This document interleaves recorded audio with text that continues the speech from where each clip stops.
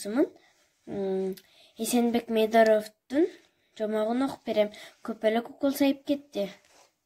Бир күнү Нурия көк чөптү аралап гүл терип жүрдү. Гүлдөрдүн кызылын, көгүн, сарысын да терди. Нурия бир кооз нерсенин сары гүлгө конгонун көрө коюп, "Апа, бул эмне?" деди. "Ал көпөлөк, кубалап көрчү. Жете аласыңбы?"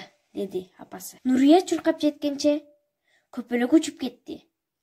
"Кап, жетпей калдыңбы?" деди апасы. "Дагы келсе?" "Жетем", деди Нурия. Бирок көпөлөктөр кайрылып келген жок. Буга Нурия өкүнүп калды.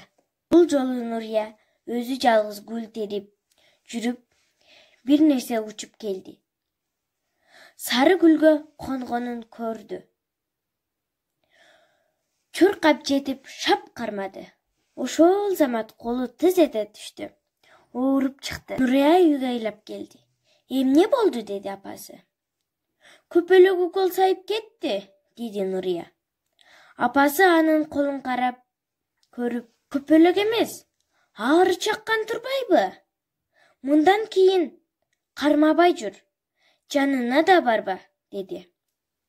Эртеси да күнү Нурия ойноп чыкты. Бул жолу аары анын көзүн чагып алды. Нуриянын көзү шишип, томпоюп чыкты. Нуриянын апасы көпөлөк менен аарынын айырмасын айтып берди.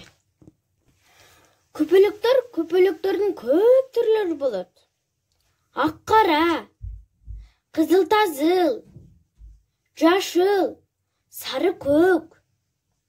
Алардын жалтырлаган кооз канаттары бар.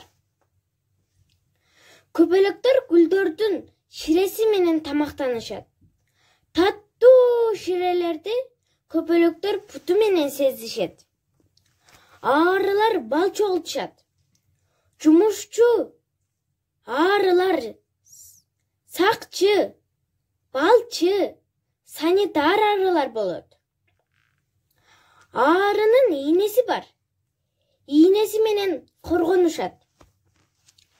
Адамдарды чаккан кезде оорутат. Саламатта калыңыз. Назарова Канзада.